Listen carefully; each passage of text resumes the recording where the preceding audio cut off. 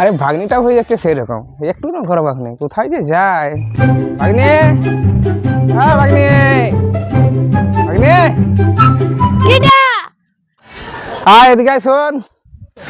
যাচ্ছে, একটু কোথাও বসতে পাবি না, ঘর থেকে বেরোলি এভাবে সবসময় কঠিন একবারে। কিটা বলো, তোকে তখন ডাকছে কোথায় গেলে? কেন এখানে একটু বসেছিলাম তো। বসেছিল দেখতে পাইনি ঘর তো। একটু না বাঘ না তাহলে এই 100 টাকাটা নিয়ে দোকান যা, দোকানলে তেল নুন ডাল আর হলুদ নিয়ে আসবি, আর ওই জিনিসগুলা মামিকে দিয়ে দিবি, আর বাকি যে পয়সাটা ওটা আমার কাছে ফেরত দিবি। আর শোন, অন্য কিছু আর 1 টাকাও নিবি নাই, ঠিক আছে? পুরো একদম হিসাবের পয়সা এনে ফেরত দিবি। মামা, জিনিসগুলো আমি মামিকে দিয়ে দিয়েছি, খেলতে যাচ্ছি। এই, আর আমার পয়সা ফেরত দিয়ে যা।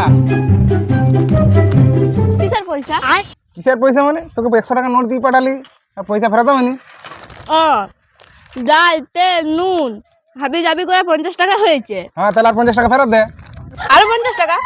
আমি যত কষ্ট করে গেলাম আইলাম, তার ভাড়াটা তো ভাড়া করে 50 টাকা? তো কি এত রোদে কষ্ট করে গেলাম আইলাম, ভাড়া লুবা নি কঠিন তো। আমি খেলতে যাচ্ছি।